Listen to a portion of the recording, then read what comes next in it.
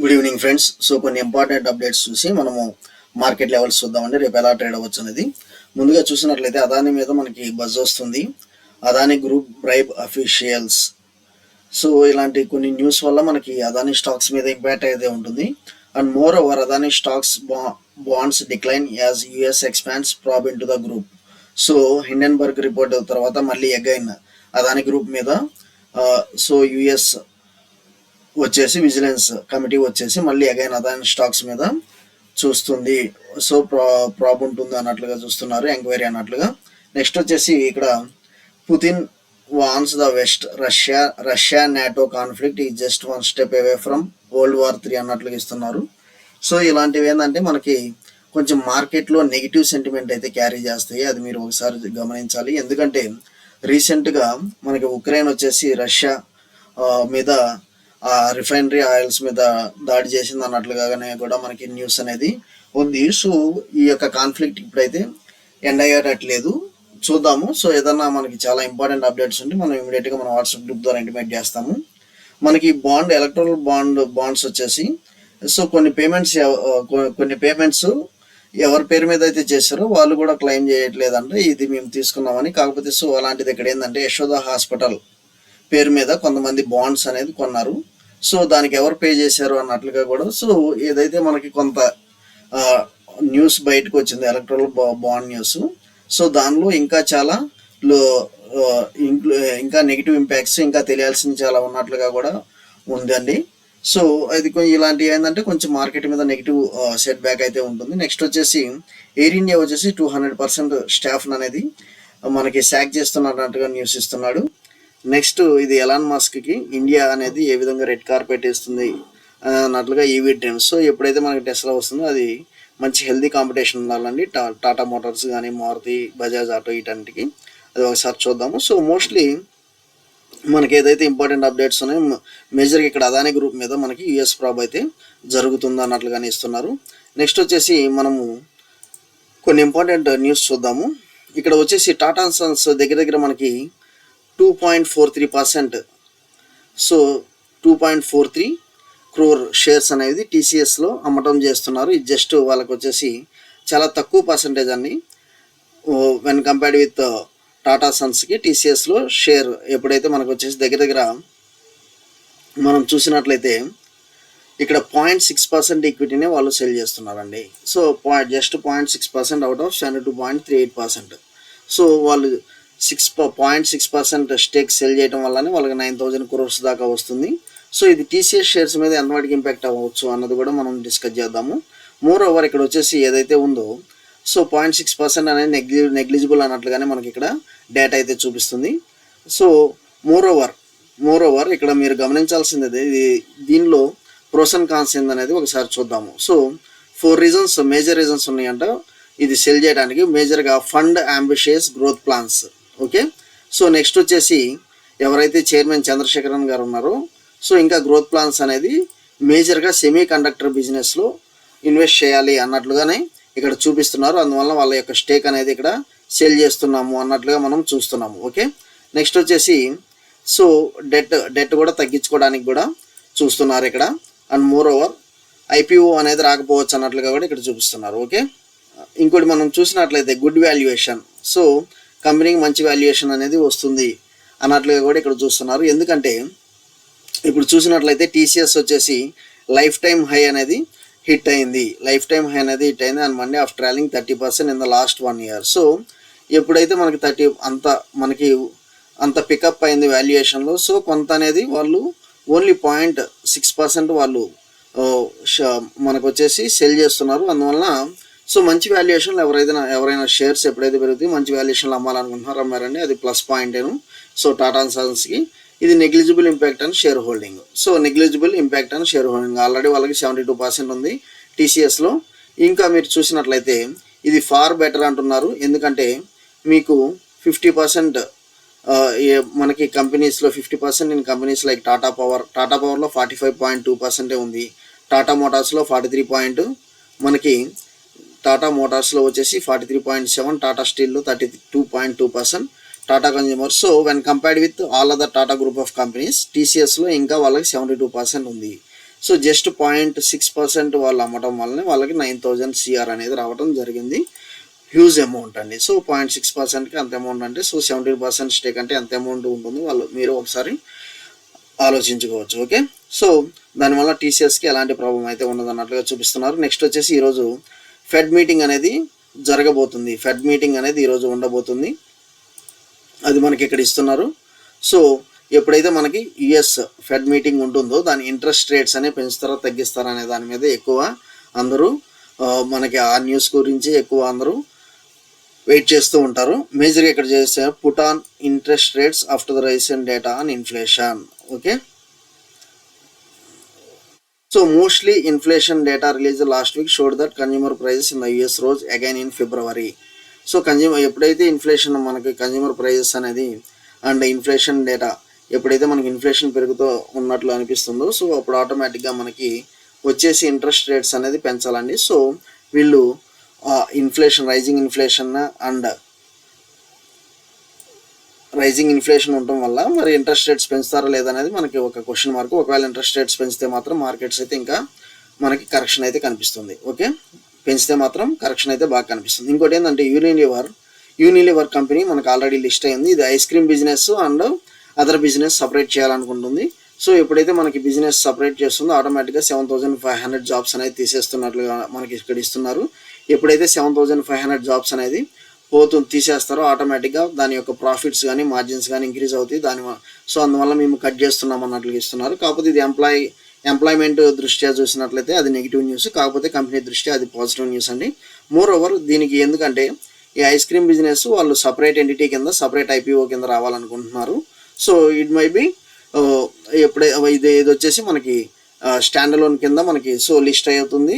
And more over దాని segment ఎప్పుడైతే ఒక గ్రూప్ నుంచి సపరేట్ ఎంటిటీ వస్తుందో ఆటోమేటిక్గా దాని మీద ఫోకస్ అనేది ఉంటుంది. కాబట్టి ఇది యూనిలివర్ స్టాక్ మీద కొంత మనకి మంచి యొక్క ప్రాఫిట్స్ రిటర్న్స్ అనేవి మనం చూడవచ్చండి రానున్న దీనిలో. ఓకే, సో నెక్స్ట్ వచ్చేసి ఇంకోటి ఇంపార్టెంట్ న్యూస్ అండి. బ్యాంక్ ఆఫ్ జపాన్ అనేది నెగిటివ్ రేట్స్ అనేది ఎండ్ అయింది. ప్రస్తుతం ఇప్పుడు దాకా దానికి నెగిటివ్ రేట్స్ అనేది ఉంది. So closing era of A radical policy అన్నట్లుగా ఇస్తున్నారు. అంటే bank of Japan ends 8 years negative rate interest rates making a historic shift with first rate hike in 17 years. So 17 years తర్వాత ఫస్ట్ రేట్ హైక్ అనేది చేయటం వలన అదేంటంటే negative rates ఉండే వల్ల ఇంట్రెస్ట్ రేట్స్ ఉండే వల్ల ఆల్మోస్ట్ జీరోకి వచ్చింది అన్నట్లుగా మనం ఇక్కడ చూస్తున్నాము. కాకపోతే ఇంట్రెస్ట్ రేట్స్ ఎప్పుడైతే పెంచుతారో ఆటోమేటిక్గా అది వచ్చేసి నెగిటివ్ ఇంపాక్ట్ అయితే ఉంటుంది. కాకపోతే సో ఇది వచ్చేసి వాళ్ళు ఒక మంచి పరిణామం లాగానే చెప్తున్నారు. Okay, focus reflating growth with decades of massive monetary stimulus. Okay, so మనకు వచ్చేసి ఇది కొంచెం మనకి పాజిటివ్ అన్నట్లుగానే చెప్తున్నారండి.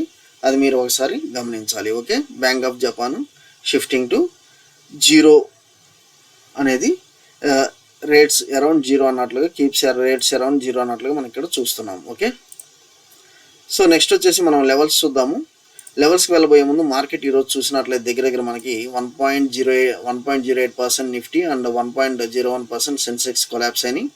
అండ్ ఇంకోటి చూసినట్లయితే మేజర్గా మనకి మిడ్ క్యాప్ అనేది బాగా పట్టడం జరిగిందండి. మిడ్ క్యాప్ అనేది బాగా పట్టడం అయితే జరిగింది. సో మనకి బ్యాంక్ నిఫ్టీ ఎలా ఉండొచ్చు అనేది ఒకసారి లెవెల్స్ చూద్దాము. మేజర్గా మనం ఆప్షన్ చైన్ డేటా చూడబోయే ముందు మనం ఒకసారి చార్ట్స్ చూద్దామండి. Bank Nifty levels. సో మనము లెవెల్స్ కొన్ని ఏదైతే మనకు వచ్చేసి ఒక లెవెల్లోనే ఈరోజు వచ్చేసి దగ్గర 46,659 to 46,333. సో ఈ లెవెల్లోనే మోస్ట్లీ 250-300 పాయింట్స్ లెవెల్లో అనేది మేజర్గా ట్రేడ్ అవ్వడం జరిగింది. కాకపోతే కొంత అయితే మనకి బాగా నెగిటివ్లోనికి వెళ్ళింది. అంటే మార్కెట్ మనకి బాగా 46,000 రౌండ్ ఫిగర్ దాకా మార్కెట్లో కరెక్షన్ అయితే రావడం జరిగింది. అగైన్ రికవరీ ఇచ్చి దగ్గర 46,337 దగ్గర మనకి చూస్తున్నాము. కాకపోతే రేపు మార్కెట్ వచ్చేసి నాకు ఈ లెవెల్ ఇంపార్టెంట్ లెవెల్గా కనిపిస్తుందండి. ఈ లెవెల్ నాకు ఇంపార్టెంట్ లెవెల్గా కనిపిస్తుంది. సో నాకు ఎప్పుడైతే ఈ లెవెల్ బ్రేక్ అవుతూ ఉంటుందో ఆటోమేటిక్గా నేను నెగిటివ్లోకి వెళ్ళిపోతాను. పుట్ ఆప్షన్ బై చేసి కూర్చుంటాను with stop loss of 46,400. So దగ్గర 70 పాయింట్స్ నేను స్టాప్ లాస్ పెట్టుకొని ఎంటర్ అవుతాను. ఇది వచ్చేసి మనము ఫ్యూచర్స్లో చెప్తున్నాను. సో దీనికి కరస్పాండింగ్ ఆప్షన్స్ ఎలా ట్రేడ్ చేయాలని మనం గ్రూప్లో అయితే మెసేజ్ చేస్తాను. సో మనం వచ్చేసి 46,000 300 రౌండ్ ఫిగర్ దగ్గర మనం సెల్ చేస్తాము, ఆటోమేటిక్గా నాకు 46,000 రౌండ్ ఫిగర్, మనకి 46,000 రౌండ్ ఫిగర్, ఇంకా మనకి డౌన్ సైడ్ మూమెంటం ఉండే స్కోప్ అయితే కనిపిస్తుంది. సో 46,903 దాకా మనకి ఇక్కడ కనిపిస్తుంది రేపు మార్నింగ్. సో ఏదైనా మనకి యూఎస్ ఫెడ్ ఇంట్రెస్ట్ రేట్స్ మీద ఆధారపడి ఉంటుంది. లేదు మనకి అప్ సైడ్ మూమెంటం రావాలంటే మాత్రం, నాకు అప్ సైడ్ ట్రెండ్ అయితే రావాలంటే మాత్రం నేను వచ్చేసి దగ్గర దగ్గర ఒక 150 పాయింట్స్ అప్లోనే నేను తీసుకుంటాను. ఈ లెవెల్స్ అప్లోనే నేను తీసుకుంటానండి. 46,530 ఈ లెవెల్స్ అప్లోనే నేను మనకి కాల్ ఆప్షన్ సైడ్ వెళ్తాను. ఫస్ట్ టార్గెట్ వచ్చేసి 46,800 అండి. ఈ లెవెల్స్ తీసుకుంటాను ఒకవేళ అప్ సైడ్ అయితే. మోస్ట్లీ ఫస్ట్ హాఫ్ అయితే నేను డౌన్ సైడ్కి ప్రిఫరెన్స్ ఇస్తున్నాను. ఎందుకంటే ఇది వచ్చేసి మనకి ఈ ఎగ్జాక్ట్ సపోర్ట్ దగ్గర ఇది ట్రేడ్ అవుతుంది. ఓకే, ఎగ్జాక్ట్ సపోర్ట్ దగ్గర ట్రేడ్ అవుతుంది. అది కనుక బ్రేక్ అయితే మాత్రం మనకి మంచి లోవర్ లెవెల్స్ ఫామ్ అయ్యే ఛాన్స్ ఉంది 45,903 దాకా. ఓకే, సో నెక్స్ట్ వచ్చేసి మనం నిఫ్టీ లెవెల్స్ చూద్దాము ఒకసారి. సో నిఫ్టీ లెవెల్స్ కూడా మంచి సపోర్ట్ దగ్గర హాల్ట్ అయిందండి. మనకు వచ్చేసి ఏ లెవెల్స్ మనం వచ్చేసి, సో మనకి ఇది 21,904 ఏదైతే ఇంపార్టెంట్ సపోర్ట్గా ఉందో అదైతే బ్రేక్ అయింది. అగైన్ ఇక్కడ వచ్చేసి మనకి ఒక ఇంపార్టెంట్ సపోర్ట్ అనేది 21,800 ఇంపార్టెంట్ సపోర్ట్ అనేది ఫామ్ అయింది. ఒకవేళ ఇది కనుక మనకి బ్రేక్ అయితే మాత్రం, సో ఇది వచ్చేసి మనం క్యాండిల్ మారుస్తాం. ఇది మేజర్ సపోర్ట్ కింద ఇప్పుడు 21,900 మేజర్ సపోర్ట్ కింద మారిపోతుంది 21,800. ఒకవేళ ఇది కనుక మనకి బ్రేక్ అయితే మాత్రం దగ్గర దగ్గర 21,800 ఇది కనుక మనకు బ్రేక్ అయితే మాత్రం వన్ డే క్యాండిల్కి వెళ్దామండి. 1 సెకండ్. ఇది కనుక బ్రేక్ అయితే మాత్రం ముందు ఇమీడియట్గా నాకు టార్గెట్ వచ్చేసి దగ్గర దగ్గర 21,656. సో ఈ లెవెల్స్ అయితే నాకు కనిపిస్తుంది 21,656. దెన్ నాకు వచ్చేసి సో తర్వాత వచ్చేసి నాకు 21,358 మనకు వచ్చేసి ఈ లెవెల్ ఎప్పుడైతే క్రూషియల్ లెవెల్ బ్రేక్ అవుతుందో 21,800, నాకు 21,656.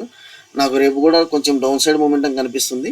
సో ఏదైనా మనకి ఇంపార్టెంట్ యుఎస్ రేట్స్ ద్వారా మనకి మేజర్గా మన యొక్క మార్కెట్ మూమెంటం ఆధారపడి ఉంటుంది. కాకపోతే నాకు ఈరోజు మిడ్ నైట్ అయితే ఏమీ ఇంట్రెస్ట్ రేట్స్ మీద ఏమీ డిస్కషన్ అయితే ఉండదు. మోస్ట్లీ రేపు ఉంటుంది కాబట్టి, రేపు మిడ్ నైట్ ఉంటుంది కాబట్టి యుఎస్లో. సో రేపు మన ఇండియన్ మార్కెట్స్ బాగా ఫ్లక్చుయేషన్స్కి అయితే లోన్ అవుతుంది. అంటే ఒడిదులు మంచి ఫ్లక్చుయేషన్స్ అయితే ఉంటుందండి రేపు మార్కెట్. మీరు వచ్చేసి కొంచెము stay away from the market for tomorrow trading options ఏదైతే ఉన్నారో, ఆప్షన్ ట్రేడింగ్ చేయాలనుకుంటున్నారో కొంచెం రేపు ఒక్కరోజు మనకి వదిలేసి ఎల్లుండి చేద్దాం. ఎందుకంటే రేపు మిడ్ నైట్ అనేది, ఈరోజు మిడ్ నైట్ అయితే యుఎస్ ఇంట్రెస్ట్ రేట్స్ ఈరోజు మిడ్ నైట్ అయితే ఏమి డిక్లేర్ చేయరు.